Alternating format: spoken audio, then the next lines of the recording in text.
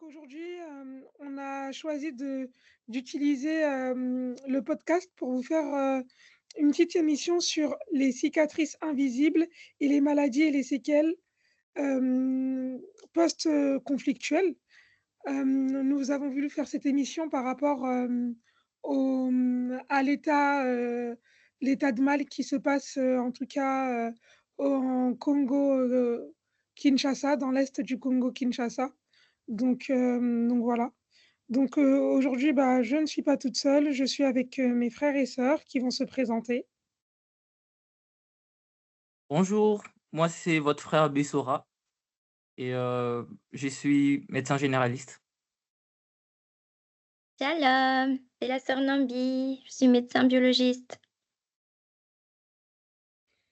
Très bien. Donc merci en tout cas, frères et sœurs, d'avoir répondu présent pour cette émission.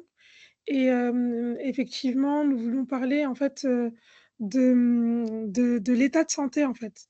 C'est vrai qu'on entend beaucoup parler de guerre et il faut savoir que bah, quand il y a des guerres, bah, le pays va souffrir sur divers plans.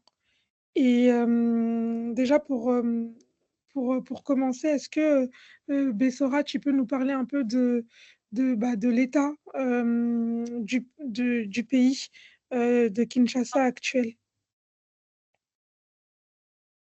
Alors, actuellement à Kin, heu, on va dire, au Congo, parce que Kin c'est à l'ouest et moi je viens un peu de cette région de l'ouest et le le conflit est vraiment, présent dans la région de l'est du pays. Actuellement, il y a une guerre qui dure maintenant depuis une trentaine d'années. Heu et l'est du pays est devenu une zone de conflit où malheureusement des massacres se font, des tueries et le la population est vraiment dans la terreur et vit les martyrs en fait de groupes armés qui se battent pour des raisons malheureusement, on va dire économiques et qui tuent, la population. Alors, malheureusement aussi d'un autre côté, le fait que moi je sois de l'Ouest, j'ai pas toujours conscience en fait de réalité et de la souffrance que peut, vivre ces personnes qui vivent à l'Est du pays et je me dis bien sûr que, bah, quand on n'est pas dans le pays, c'est difficile de réellement comprendre, combien c'est dur et difficile pour les gens qui vivent, dans cette zone d'être, d'être touchés, enfin d'être touchés par ces conflits qui durent des années.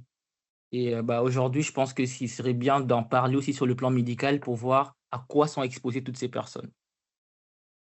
Ok.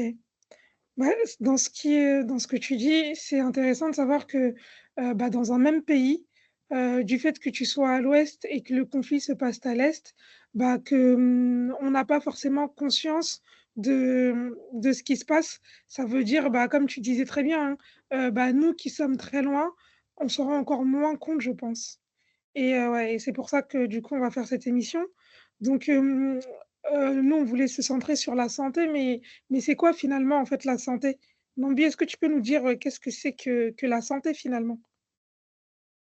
Alors, la santé, hein, selon, la définition de, la constitution de l'Organisation mondiale, de la santé, elle se définit comme un état de complet bien-être physique, mental et social et ne consiste pas seulement en une absence de maladie ou d'infirmité.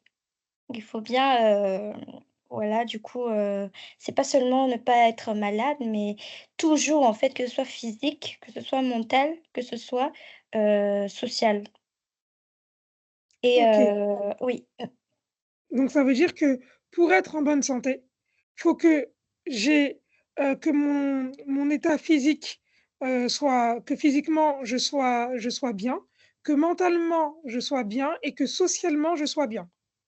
c'est C'est ce ça, que ça veut dire. oui. Ok. Et, et donc, du coup, donc ça, c'était l'état de santé, mais les maladies, parce qu'on a dit qu'on voulait parler aujourd'hui des maladies post-conflit, qu'est-ce que ça désigne concrètement? Alors, les maladies post-conflit, en fait, ça regroupe toutes les affections, que ce soit physiques ou mentales, qui émergent après des situations, de guerre ou, situations de conflit et elles proviennent, bien sûr de la violence, des déplacements, de la population et du stress psychologique qui va impacter durablement les systèmes de santé, des pays qui sont touchés par ces guerres. OK. Et ce qui est malheureux à entendre, c'est que enfin, dans ce que tu dis, c'est que, évidemment, c'est les maladies post-conflictuelles, ils vont agir, sur le point de vue physique, mental et social. Et quand on regarde un petit peu, on voit que, bah, la situation dans le monde, il y a de plus en plus de conflits, en fait. Il y a de plus en plus de conflits actuellement dans le monde. C'est ça, hein? Ouais, c'est bien ça, c'est bien ça. Du coup, là, on s'est basé sur les données d'une ONG qui s'occupe justement, de cette documentation des différents conflits dans le monde, et ce qui est vraiment, assez, pertinent dans leurs récentes données. Ils disent qu'une personne sur 8 dans le monde est exposée à des situations de conflit, et ça, c'est chaud, quoi. Donc, si on est 8, il y en a un au moins qui est exposé à une situation de guerre, et c'est triste à dire pour notre, génération. Ouais. C'est vraiment triste à dire. C'est vraiment triste à dire et en tout cas dans la Bible, c'est ça, le Seigneur, il nous avait prévenus, hein, par rapport à ces temps de guerre. Donc, dans Matthieu, 24, du verset 6 à 8, et il est écrit, en tout cas dans la Bible: «Mais vous êtes sur le point d'entendre des guerres et des bruits de guerre. Faites attention, ne soyez pas troublés, car il faut que toutes ces choses arrivent, mais ce ne sera pas encore la fin. Car nation se réveillera contre nation, et royaume contre royaume, et il y aura des famines, des pestes et des tremblements de terre en divers lieux. Mais toutes ces choses ne seront que que le commencement des douleurs.» Donc Mmh. ça, c'est vraiment quelque chose qui annonce le temps de la fin, c'est ça, hein? Oui. Ouais. Ouais, OK, c'est vraiment ça. d'accord. Et du coup, effectivement, bah, voilà, le Seigneur, il nous avait prévenus, par rapport à ça. Et si on revient sur la santé, sur le plan de vue, parce que du coup, tout à l'heure, Mandy, elle nous disait que l'impact va avoir un impact physique, social et psychologique. Est-ce que vous pouvez me parler un petit peu, des impacts physiques que peut avoir en tout cas, bah, les conflits armés? Bah, sur le plan physique, par exemple, les conflits armés, font en sorte que enfin, on va dire que ça entraîne que les personnes subissent ce qu'on appelle des blessures de guerre, justement. Et ces genres de blessures, ça peut être par arme à feu, par, arme blanche, et le fait que justement ces groupes soient locaux et qui ne sont pas forcément tout le temps équipés, des armes sophistiquées de ces jours, bah, ils utilisent beaucoup d'armes à feu et ils mutilent la population. Et bah, ça crée des traumatismes, des plaies qui sont parfois difficiles à gérer pour, pouvoir faire un traitement conservateur. Bah, du coup, on se retrouve en tant que soignant obligé d'amputer le membre de ces personnes, des populations qui vivent dans ces zones, et ce qui entraîne un handicap permanent, mais avec aussi comme défi, malheureusement, un manque de suivi à long terme. Donc ces patients ne peuvent pas bénéficier forcément de la rééducation. Les hôpitaux sont détruits, il y a pas de matériel médical, donc il y a pas de prothèses et tout. Du coup, bah, on ne sait pas forcément faire de la rééducation. Les patients sont amputés, ils sont abandonnés malheureusement à leur triste sort avec des handicaps assez permanents qui les rend invalides. Ah Mmh. ouais, OK. Donc du coup, ouais, blessures de guerre, mutilation et tu disais, un accès limité aux soins et à la rééducation. Donc du coup, et en plus, si tu me dis qu'il y a pas de suivi, j'imagine qu'une personne qui est amputée où il y a pas de suivi, il y a un risque d'infection important. Bien sûr qu'il y a un risque d'infection important, c'est qui peut donner des septicémies et malheureusement entraîner les décès du patient et voilà, c'est un peu ça. Et tu nous parles de septicémie, c'est quoi finalement une septicémie? Bah, pour être plus simple, c'est, on va dire, l'infection au niveau du sang. C'est on bah, que la plaie qui n'a pas été bien suivie va Mmh, laisser pénétrer des microbes et ces microbes malheureusement vont se diffuser dans tous les systèmes du corps humain et dans les sangs. Ce qui va entraîner, bah, un tableau de souffrance du corps qu'on va appeler septicémie. d'accord. Bah, merci pour l'explication. OK, OK. Et du coup, sur le plan de vue, physique, parce que tu nous as dit que, enfin, on a parlé que les hôpitaux étaient détruits. Hem, Souvent, en fait, quand il y a des états de guerre, hein, il y a aussi des pillages qui sont faits, non? Bien sûr, il y a aussi des pièges qui sont faits et là, je me rappelle lors de l'invasion russe, en Ukraine, il y a une phrase que le secrétaire général de l'ONU avait dite qui m'a, beaucoup saisi, c'est le fait que, en fait, peu importe les pays, dès que la guerre éclate, bah, la population est exposée à la faim. La population est Mmh. exposée à la famine et on le sait tous que lorsque le corps n'est pas bien nourri, bah, le corps est exposé à des maladies. Ce qui peut être un facteur, on va dire, qui va aggraver la situation et entraîner des épidémies au niveau des populations. Mmh. Mmh, mmh, mmh. Et quand tu parles d'épidémie, on le voit, hein, parce que quand il y a un état de guerre, hem, il va avoir une exode, en fait, les populations vont fuir pour se réfugier dans d'autres pays où, voilà, et donc du coup, ça va faire une surpopulation sur peu de terre et bah, toutes les maladies comme, le choléra, la fièvre jaune et tout, bah, ça se multiplie. Ouais, je vais laisser peut-être à docteur Nambi de prendre les relais sur ces sujets. Ah oui, Ah oui. Bah, justement, les facteurs de risque majeurs du coup développer qui va faire que ces infections-là soient présentes lors des guerres comme ça chez les populations, hem, concernées. C'est que, bah, voilà, justement, lorsque les gens vont se déplacer, bah, il va y avoir, la promiscuité.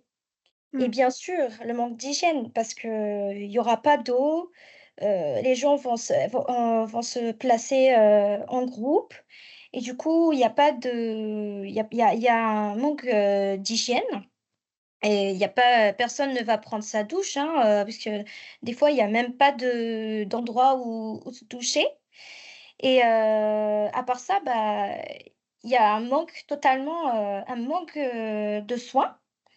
Puisqu'ils vont se mettre, dans un endroit où il y a rien du tout en fait et ça va entraîner, plusieurs maladies. mmh. Surtout les maladies infectieuses en 1re, ligne, bah, puisqu'il y a pas d'eau, on peut pas se laver les mains et tout donc il y a premièrement les pas premièrement, mais ça va tous ces maladies que je vais vous citer, c'est des exemples, hein, mais c'est tout à fait possible de les avoir, en fait, dans les camps, des déplacés. Par exemple, bah, les tout ce qui est maladies diarrhéiques, comme le choléra, les gastro-entérites, ou dysenteries, que ce soit bactériennes, que ce soit, virales.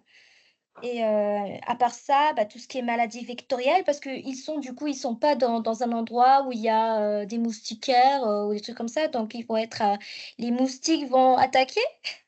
Donc le paludisme, bien évidemment, il y a aussi la dengue, l'Ebola.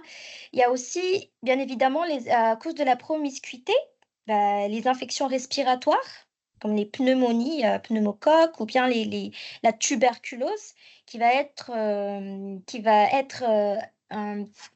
surtout à cause du manque de nourriture, de la malnutrition. Donc, ça va favoriser en fait la survenue des infections comme la tuberculose et les pneumonies. Il y a aussi les infections cutanées, hein, surtout la gale. Les gens vont se gratter. Et ça c'est très rapide, hein, les épidémies de gale, ça va se transmettre très très rapidement.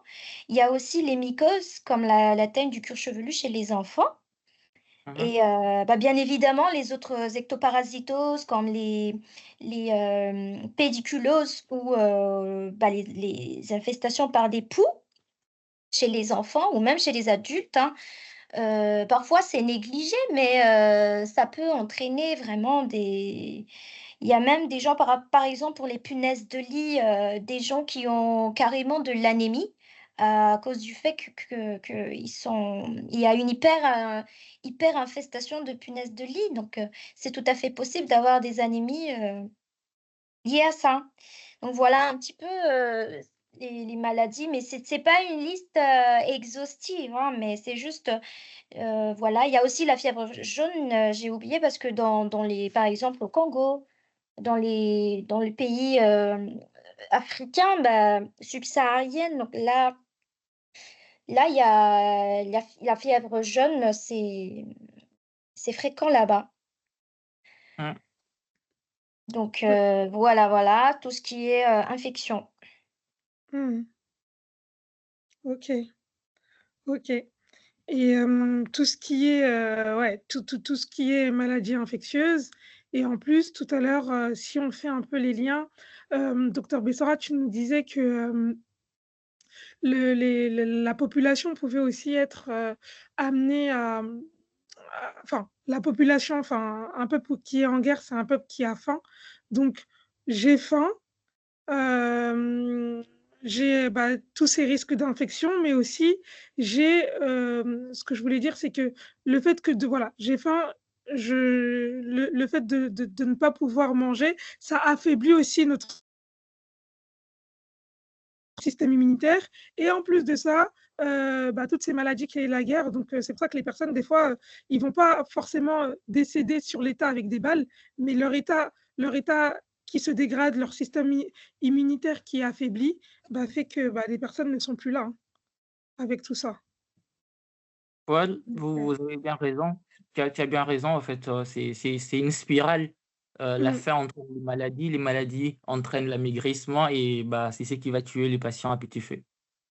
ouais, c'est ça. Donc ouais, tout ça là, toute cette insécurité, heu, alimentaire qui est aussi un facteur de risque, d'épidémie. OK. Donc du coup, en plus de ça, donc ça c'est sur notre, c'est physiquement, voilà, c'est sur notre état physique et en plus de ça, notre santé, elle prend aussi un coup sur, notre état de santé, psychologique et donc du coup, vous pouvez un peu nous parler justement de ces blessures, psychologiques? Alors les blessures psychologiques que peuvent avoir ces populations, il y a ce qui est un peu plus connu, c'est le stress post-traumatique. Ils vivent des choses qui sont invivables, des choses qui ne sont pas faites normalement pour être vécues par l'humain, mais malheureusement, ils sont exposés à ces choses et ils développent un stress post-traumatique et donc c'est des personnes qui vont, parfois mal dormir, ils vont avoir des crises d'angoisse, ils seront paniqués à la moindre, on va dire, au moindre événement qui rappelle en fait, la situation qu'ils ont eu à vivre et il y en a certains, à cause de la perte des êtres chers, ils vont tomber dans la dépression et dans l'isolement et malheureusement aussi, les enfants sont exposés à ces situations et ils Mmh. sont facilement, manipulables. On les Mmh. endoctrine par, les assaillants, les rebelles et ça crée les phénomènes des enfants soldats et Mmh. malheureusement, c'est des choses qui arrivent. Il y a un autre élément psychologique, qui s'y retrouve et ça beaucoup plus ça se voit un peu plus dans l'armée, bah, c'est ce qu'on appelle la culpabilité du survivant. C'est-à-dire vous allez en guerre pour combattre, il y a des amis avec qui vous êtes partis combattre qui sont décédés et bah, en fait vous n'êtes plus bien parce que vous dites: «Pourquoi est-ce que moi je suis encore vivant et que les autres sont Mmh. décédés?» Mmh. et bah, en fait c'est tous ces traumatismes psychologiques et la liste n'est pas non plus exhaustive, heu, c'est vraiment cet ensemble de traumatismes psychologiques qui peuvent arriver dans ces camps de déplacés, auprès des populations qui vivent la guerre et même auprès des armées qui souhaitent défendre l'intégrité territoriale de leur pays ou voilà quoi, c'est défendre contre les agresseurs. Mmh. Ah ouais. Non, c'est vrai. En plus, je sais pas, après je connais pas très bien, mais tu pourras nous dire peut-être, Bessora, je sais pas si tu as assez de recul. Je sais pas si c'est parce que c'est vrai que les maladies, bah, dont on parle là, psychologiques, ce sont des maladies qui sont invisibles et je sais même pas si, elles sont reconnues en fait en tant que maladies, dans les pays d'Afrique, subsaharienne. En tout cas, à Kinshasa. Est-ce qu'on peut dire: «Bon, bah, voilà, lui», est-ce que c'est reconnu comme maladie? Est-ce que c'est traité? Comment c'est un petit peu? Bah, malheureusement, on va dire sur le plan institutionnel, il y a des services qui s'occupent de pathologies psychiatriques. Il y a les CNPP par exemple à Kin, qui est vraiment, focalisé sur ces genres de maladies.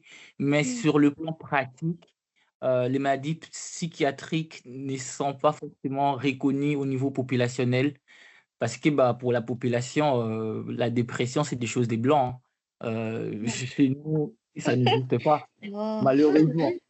Ouais, ouais, c'est ça, ouais, mais Malheureux j'entends souvent c'est ça en plus. triste. Mmh. Ouais. C'est mais et triste, sauf pourtant ça qu'ils vivent existe. des choses, invivables comme tu dis, quoi.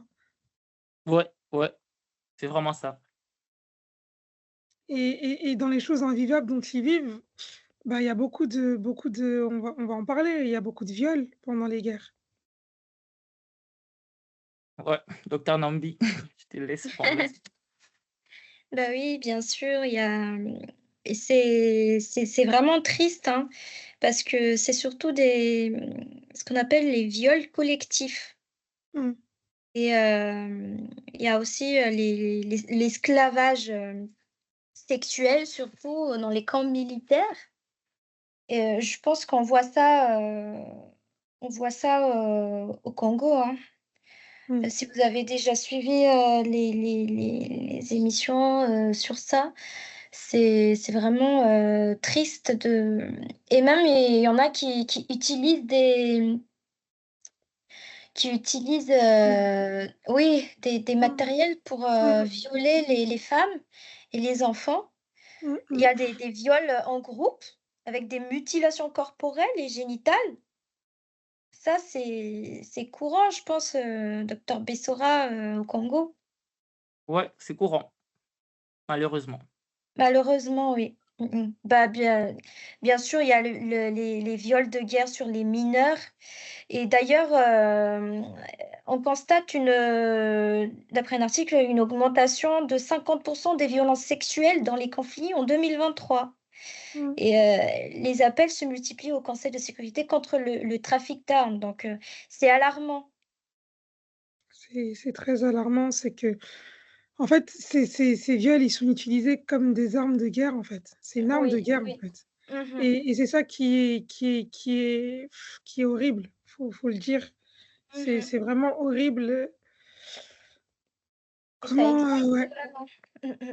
Et ça comment la existe population elle vraiment. souffre. Ouais et bah, tout ça, ça entraîne des ouais, des conséquences sur les victimes, hein. Bien Des sûr, des des bien sûr. conséquences, oh là là, parce que, OK, on va parler du viol, mais on parle pas de ce que ça laisse. Tu peux, Oui. violer une personne et lui laisser des MST, Mmh. des maladies, sexuellement transmissibles Oui, et des grossesses pour les femmes. oui. Mmh. Mmh.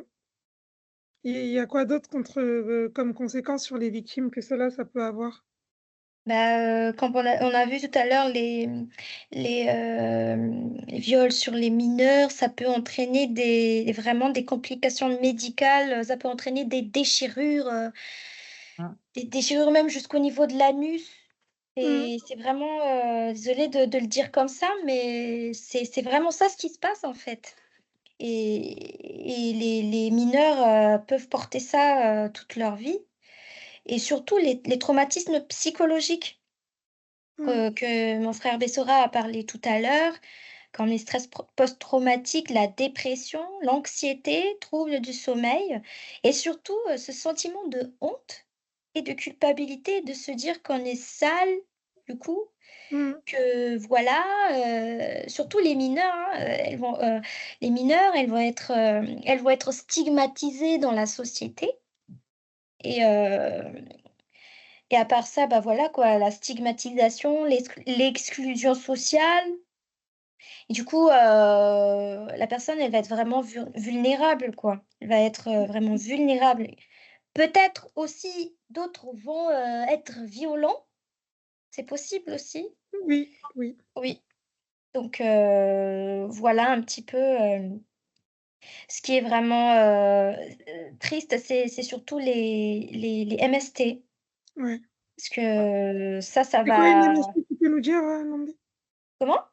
Tu peux nous dire ce que c'est qu'une MST? Enfin, c'est les maladies sexuellement transmissibles, c'est-à-dire les Mmh. maladies qui se transmettent par, voie sexuelle. Donc au Mmh. cours des voilà, il y a, c'est surtout, il y a on a dit là que le VIH, SIDA, mais il y a d'autres, comme les hépatites aussi, ça peut se Mmh. transmettre, par voie, sexuelle donc et ça peut, être transmis, de la mère, à l'enfant. Oui. hein, Ça qui est vraiment, dangereux dans tout ça parce que du coup, si une, maman se fait violer, que le militaire ou je sais pas, les rebelles, ont le VIH donc peut-être qu'elle, elle va tomber enceinte et le bébé aussi va être, infecté. Mmh. Mais qui va les prendre en charge en fait si la maman va être infectée dans un endroit où il y a la guerre et tout ça?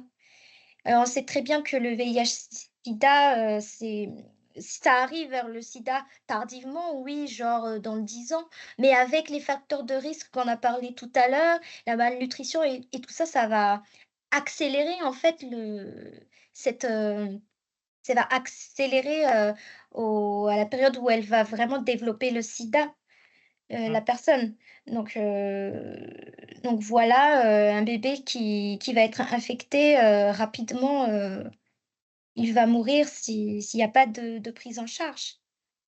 Mmh. S'il y a pas de prise en charge en plus, c'est à ce moment-là où on a de plus en plus besoin d'hôpitaux et que Oui, malheureusement, les hôpitaux vont être, en pénurie en fait. En pénurie parce que, bah, les hôpitaux vont être pillés, le personnel soignant va fuir, heu, c'est à ce moment-là où on en a plus besoin que finalement, bah, il y en aura pas et que les mmh, gens ils vont rester, voilà, hein. oui. Soit il Mhm. faut qu'ils fassent des kilomètres pour aller se faire soigner, compliqué. Mmh mh. Et donc du coup, les hôpitaux, ils sont dans, Bessora, dans toi enfin, qu'est-ce que tu peux nous dire sur les hôpitaux, pendant ces zones de guerre-là? Comment est l'état des hôpitaux, qui restent en fait? Ouais, Qui va donc rester? je pense que les hôpitaux sont vraiment dans un état assez catastrophique. Régulièrement, je pense qu'on suit les infos, on voit les rapports de Médecins sans frontières dans les différentes zones où ils opèrent. Je pense à Gaza, je pense au Soudan, Mmh. heu, je pense aussi, bien sûr, ils travaillent aussi à l'est de la RDC. Bah, ils nous font régulièrement des récits de comment est-ce que les hôpitaux sont débordés. Ils ont des capacités, je vais prendre par exemple des 100 places, de capacité d'accueil des 100 malades, mais ils en arrivent à avoir 10 fois plus, 1000 malades et il y a peu de personnel soignant. Le Mmh. peu de soignants qui sont là, bah, parfois ils sont enlevés, parfois ils sont assassinés, parfois ils Oh sont, oui. menacent Mmh mh. et quand ils doivent travailler, bah, comme il n'y a plus d'énergie à cause de la guerre, bah, on fait Mmh. des opérations sans électricité. Et je pense Ouais, que ouais. pour nos frères chirurgiens, opérer sans lumière, c'est assez compliqué. Mmh. Et bah, les matériels ne sont pas forcément adéquats parce qu'ils n'ont pas forcément le temps de tout préparer en avance, stériliser, Mmh. le matériel comme il se doit. Bah, du coup, en fait, les conditions sont précaires et c'est chaud. Et Oui, oui. parfois les assaillants peuvent, prendre certains hôpitaux enfin, ils vont contrôler certains hôpitaux pour les utiliser pour leur propre compte, juste pour soigner leurs blessés. Donc ils vont militariser certains hôpitaux et la population souffre, va manquer d'endroits où se faire soigner parce que les assaillants vont Mmh. bloquer un hôpital juste pour, leurs propres besoins, pour soigner leurs membres. Donc ils vont prendre en otage les Ah, personnels. Oh là là. Mmh. OK. OK, c'est dramatique un peu, hein. C'est vraiment dramatique ce qui se passe. Ouais, ça fait réfléchir, hein, ça fait réfléchir. Franchement, ça fait réfléchir. Mmh. OK. Et hem et du coup, c'est quoi la solution avec tout ce que vous êtes en train de nous dire là?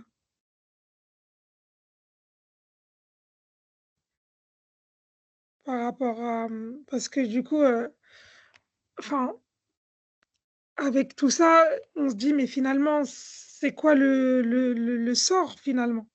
Qu'est-ce qu'on peut faire, chacun à son niveau? Comment on peut venir en aide, à cette population en guerre? Heu, comment?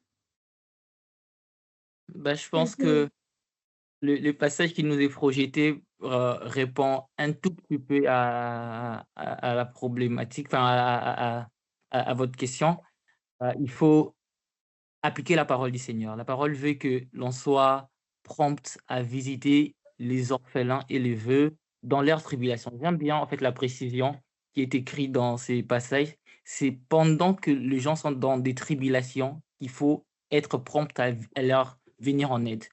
Parce qu'on va voir aujourd'hui, beaucoup vont faire de l'humanitarisme ou du bénévolat auprès des populations forcément qui n'en ont pas besoin et juste aussi pour, se faire voir, mmh, pour faire chercher une certaine popularité, une certaine autorité dans le monde. Mais la parole nous recommande d'être prompts à venir en aide à ces populations pendant qu'ils sont dans leur souffrance, pendant leur mmh, tribulation. Et je pense que, par la grâce du Seigneur, avec les pains quotidiens, on peut voir, combien cette œuvre s'est fait dans les nations, partout et particulièrement aussi au Congo. Bah, mmh, il faut prendre en charge les orphelins, il faut créer des orphelinats, il faut prendre en charge des veuves, des structures pour soutenir les veuves, il faut soigner les blessés, il faut construire des hôpitaux et mmh. je pense que c'est appliquer la parole qui va être la solution parce qu'à part, Yahushua, il y a pas de solution dans ces mondes. Amen, amen. Mmh mh. Amen, C'est lui le prince des pays dans ces contextes, je pense qu'il n'y a que lui en fait pour apporter la paix dans ces mondes. Amen, amen. amen, amen, amen, hein.